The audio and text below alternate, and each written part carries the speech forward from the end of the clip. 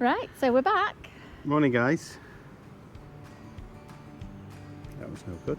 We've just got to Cirencester, and we've been here twice before and it hasn't been like this, but this setup has not gone well at all, has it? Oh! Dave, where on earth have you been? I can't wait. First night in the van.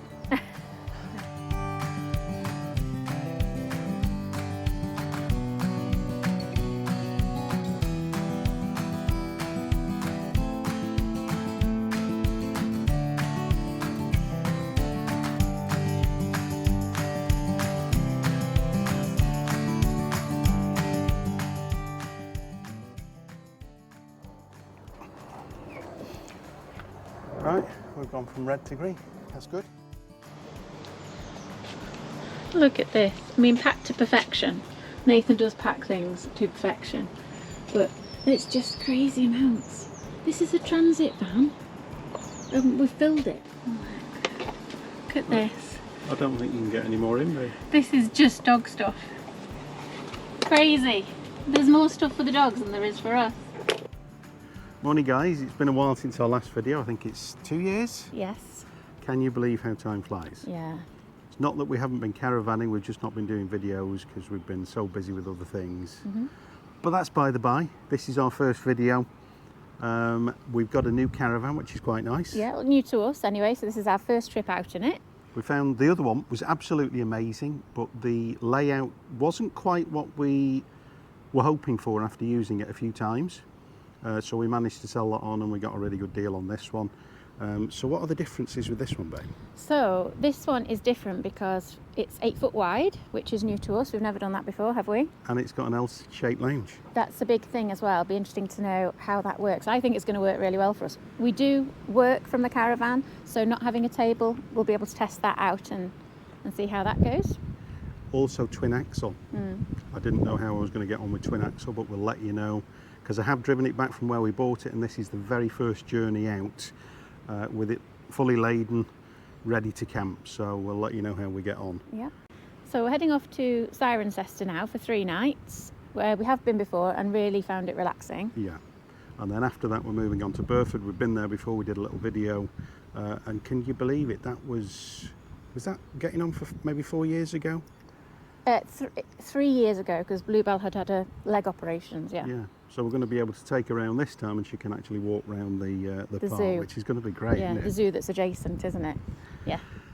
So we're all hitched up. We haven't actually been used to connecting a caravan up and packing it and unhitching it. Not since last summer. That was our last trip away, so.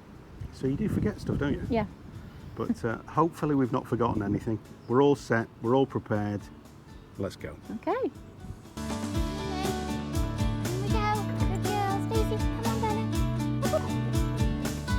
Good girl.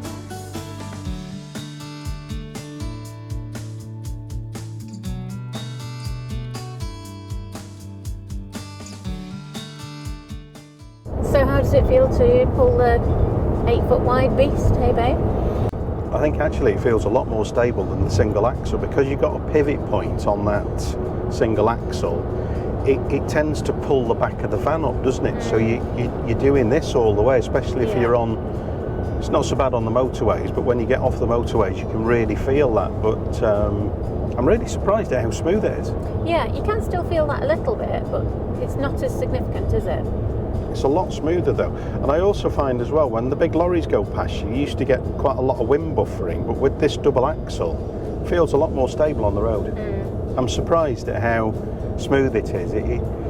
You know, I was quite nervous, to be fair, about towing a double axle, going from the single axle, but no problem. Even the 8 foot wide, you don't really notice it, because in effect you're only maybe 100 mil wider on each side of the van, which is nothing, is it? No, but it makes a big difference inside, doesn't it? Saying that though, if you were going down to Cornwall, you'd have to be maybe a little bit more careful. Well, we are for our summer holiday, aren't we? And I think we've got to get a caravan specific. You're dreading it, aren't you? Yeah, I don't, because I'm the navigator, so I don't. You get it in the neck if you pick the wrong route. Exactly. Is that it? I don't want the responsibility of being taken. And we did last year. We were taken down little windy roads, weren't we? And On the whole though, you do a really good job, Beck, so well done. Thank you, babe. But I think, you know, a Caravan specific sat nav would take the pressure out of getting there. Yeah, yeah.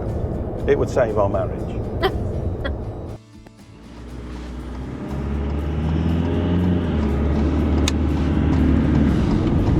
Just 3 minutes out, babe. Is this the one? Exit the roundabout onto Stroud Road, then turn right. Turn right, then turn left.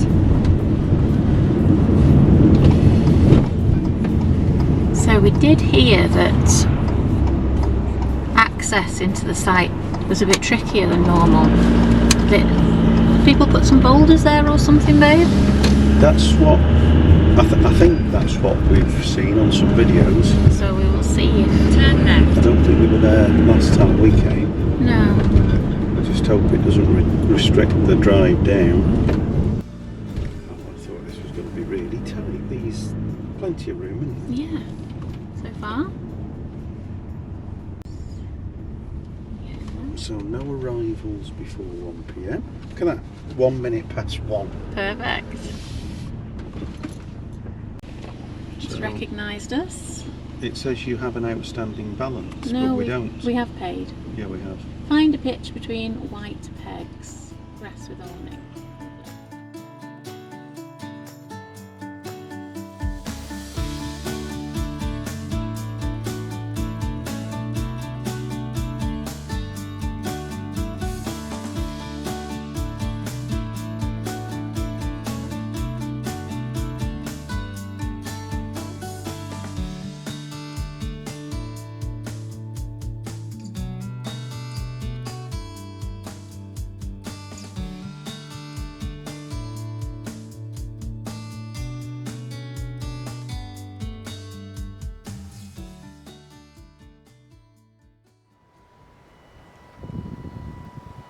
I always feel as though the tyres are going to pop off. No, look at that. Oh yeah, See what I mean? yeah. It's much easier turning a single axle, isn't it? I feel like it kind of just drags it round a little bit when you're trying to turn a double axle. I think I should go forward again with it. If any viewers have got like advice on how to do this with a double axle, I'd appreciate any comments or assistance you can give. Or is that normal?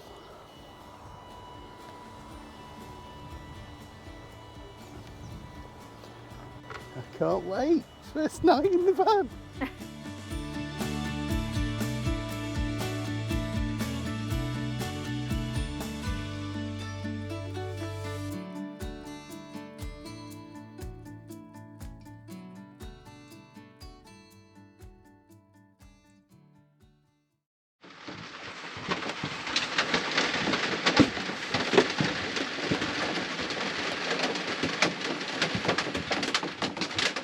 There's no bars. What? There is no bars. We've just got to Cirencester, and we've been here twice before and it hasn't been like this, but this setup has not gone well at all, has it? In fact, nothing has gone right. So what happened first, so we tried to level up and the auto levelling isn't working right, and we haven't even got a level with us because we thought we'd trust it. So it isn't working. So Nathan's been manually trying to play with that. He's finally got it something like, but as soon as we got here, we had about 10 minutes to set up and then the heavens opened. So we were stood outside trying to sort the auto levelling. It would have been much quicker if it was just manual. And then I thought, I'll take the dogs quickly into the dog field, and Daisy found some fox poo to roll in. So she came back stinking, but it was chucking it down outside and I couldn't bring her in because she was filthy. So we've had that. In fact, her harness still needs washing because it's caked in the stuff. And we can't get on the internet at all. We're supposed to be working. And apparently the site guys who look after the site say, oh yeah, sorry, it's really bad for that here. So we've got a MiFi device that we have a SIM card in, and then we attach everything to it. But we can't get anything. We can't get 1 bar. Well, we can't. Sometimes we get 1 bar, and and it attaches and then it connects and then disconnects.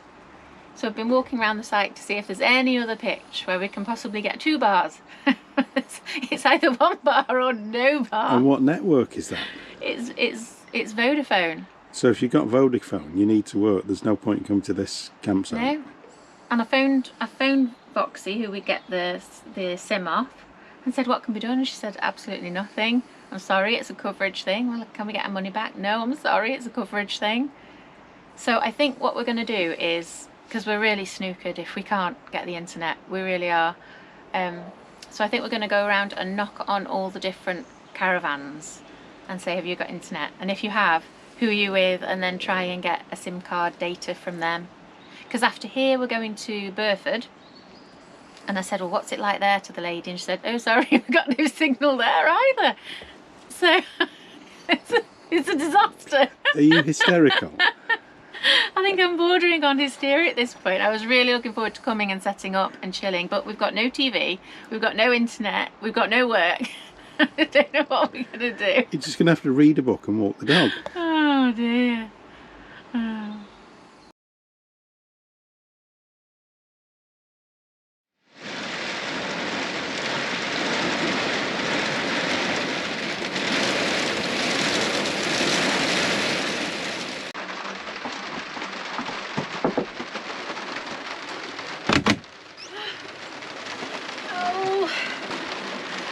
Babe, where on earth have you been? Oh no, I thought camping was supposed to be fun. Who said that? Oh dear. It was glorious weather like 10 minutes ago. I went out to knock on some vans and to see if anyone had internet. And then the heavens opened. That's proper. Did you find anything? That's thundering out there. Did you find Yes, what we need to do is, E seems to be the best, potentially, so the best way for us to try that is to go to the supermarket or Home Bargain now, pick up an EE data SIM for like 80 gig, it might cost us a tenner or something, then we can come back and try it.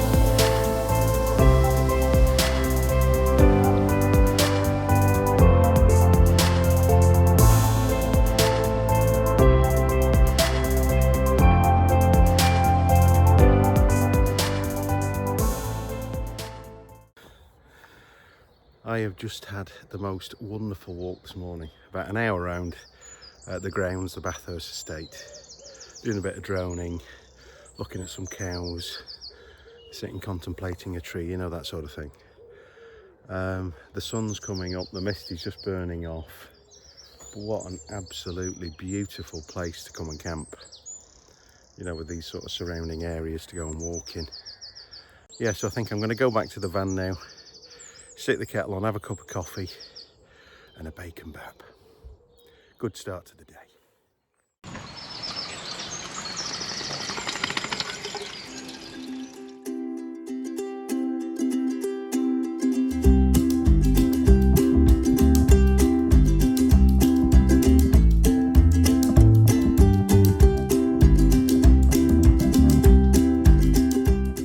So if you come through the exit of the campsite here and you're wanting to head into Cirencester, you just cross over the road and you can go straight over and head toward a little restaurant, cafe. I think there's a dog wash down there as well, which I'm going to go and check out.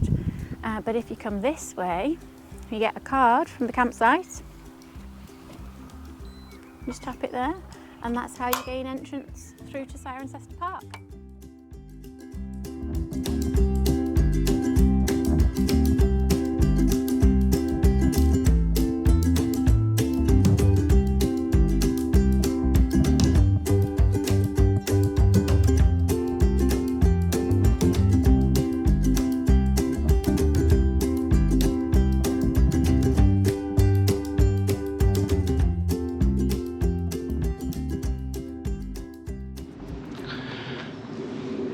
So we're in the Bathurst estate. Yes. Do you know that was saying over there that this whole estate was bought by something Bathurst about 200 or 300 years ago as one estate of 3 that he purchased, and he gave the whole place to his eldest son. Oh, nice. That's what you call money, isn't it? It is. What a folly.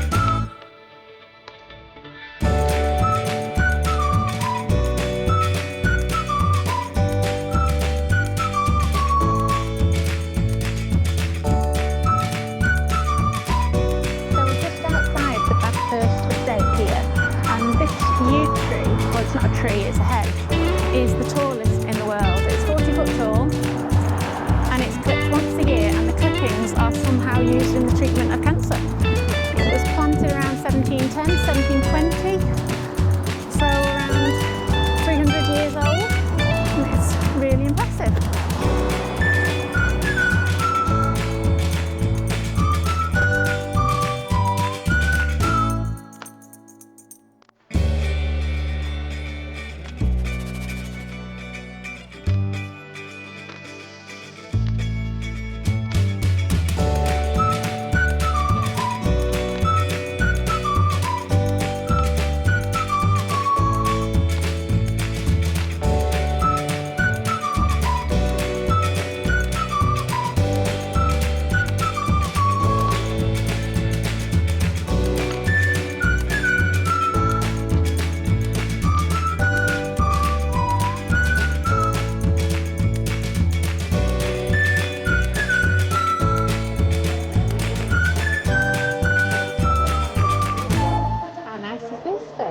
No poaching. It's all mine. You can keep your stinking chips. She says after pinching like half of them before the camera came on. So we're in Toro Lounge, and we were on the campsite yesterday. Someone recommended it, didn't they? Does look really good. Dog friendly. Dog friendly, yeah. Dog friendly. Very nice.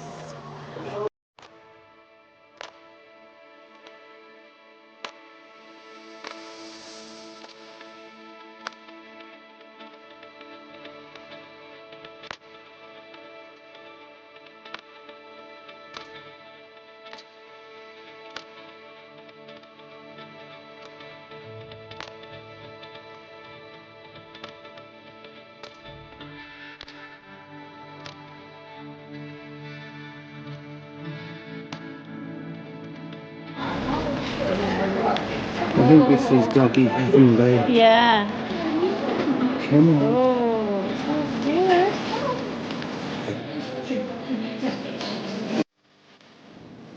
Hey guys.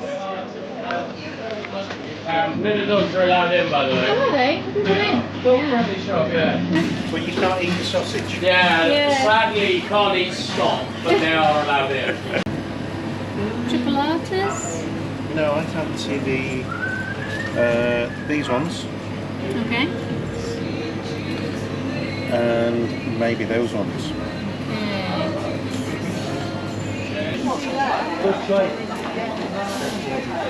Good choice. What have you bought? 2 for 12. Yeah? Which is quite a bit, isn't it, for sausages? But it's pork, cracked black pepper. Apparently that's a favourite around here. Yeah. And this one is the one that supplies all of the Cotswolds. So he says it's worth trying. Gloucestershire, Old Spot Cross. Right, let's get home, get the barbie on. So we have just finished in Cirencester. We've had a little walk around. We've had some lunch. We bought some DVDs because the internet's dire back at the Caravan, so we can't really stream anything, can we, babe? No. Want me to hold that to be a gent? Yes, thank you. So we're just going to head back now and have a bit of a rest before tea, I think, aren't we? Yeah, we got some mushrooms for tea. Yeah. What are we making? Pasta bake. Right, we're going to make tea. We're going to have bacon and mushroom pasta bake, which is something we always do every time we're away in the caravan because it's nice and easy.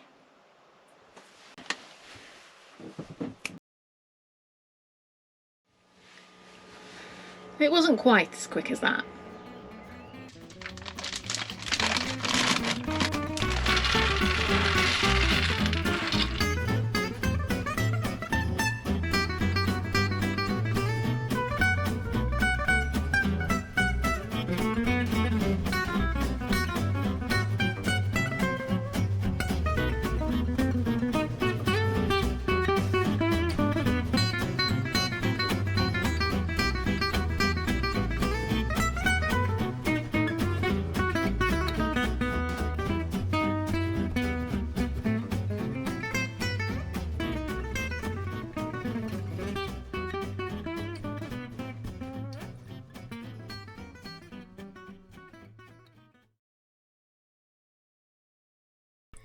So here we are at Cirencester Amphitheatre.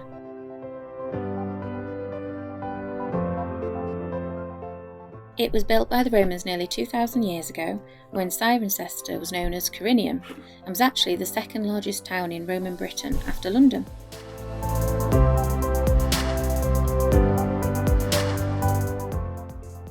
And this particular site is one of the largest Roman amphitheatres still visible in Britain today.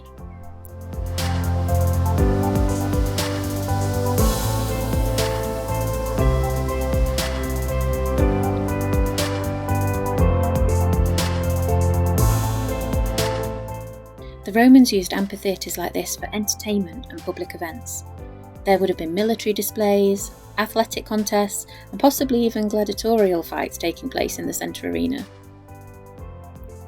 So this amphitheatre, like most amphitheatres, was deliberately built just outside the town walls because the Romans liked to keep noisy events and massive crowds away from the main streets of the main town. Interestingly, for years, local people didn't even realise it was Roman. In medieval times, legends claimed it had been built by giants, and it became known as the Bull Ring. At its peak, this arena could hold around 8,000 people, so nearly 2,000 years ago, this place would have been bustling, the crowds cheering, traders shouting, soldiers marching in. But today, it's just a peaceful place for dog walkers, families and people just to enjoy the open space and imagine the history. We only had a flying visit today, but it's definitely worth a quick stop if you're in the area. It's only about a 22-minute walk from the Cirencester campsite, or just a few minutes by car. So we said we'd let you know what we thought about the L-shaped lounge, whether we like it, whether it works, or whether we miss that centre console that was in our last van. So overall, we really like it. We feel like it works for us.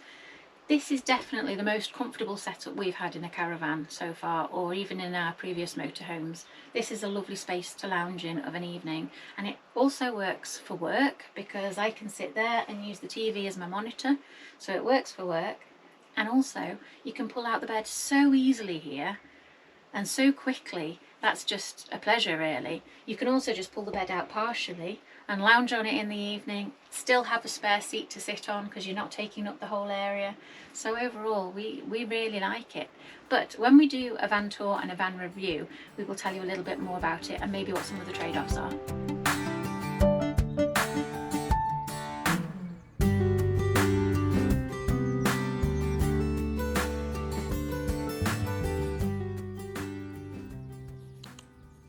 This is so stressful. Doing a video. It's loads of work. We've done this ending, what, 10 times? Anyway, so what am I going to say? Okay. Morning, guys. Morning. So we've just had 4 nights Yeah. at Cirencester club site, Yes. on the Bathurst estate. Absolutely amazing. We've really enjoyed it. Thankfully the weather's come out the last couple of days. Yeah. We did arrive when it was throwing it down, didn't we? Yeah. Which was exciting. But we've really relaxed, haven't we? Yeah, we always find that we relax. If we want to relax, we come to Cirencester, don't we? Yeah.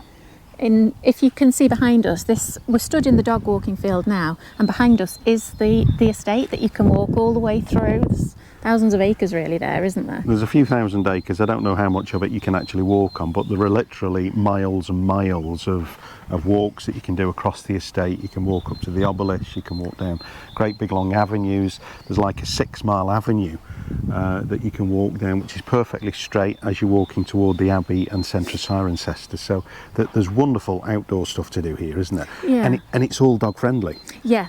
So I think this is a campsite for everybody really, because if you want to rest, this is the place to do it. And we often use it for that purpose, I think, because it's very green, especially if you go on the green end of the site, you know, the grass pitches. It's very green, very tranquil. You've got the bird song, the squirrels, the rabbits, the dog field. It's got a really nice bench in it here. You can come and sit here and watch the dogs run around.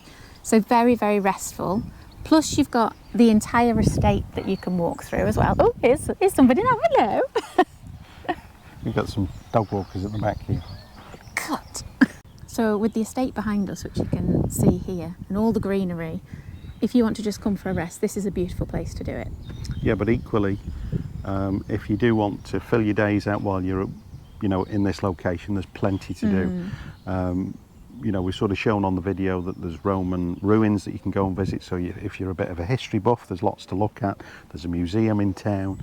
If you're into your food, there's loads of eateries. There's pubs, restaurants. There's lots of butchers where you can buy really good locally sourced products that you can use for your barbecues back at the campsite. Garden centres. Absolutely loads to do here. Yeah, we haven't even scratched the surface, have we? And this is, what, our 3rd time here? Yeah, yeah. And each time we come, we say, this is no good. We're going to have to come and stay for longer. Yeah. We were talking to a couple on the site that came here for a week. They absolutely loved it, thought we'll stay another week.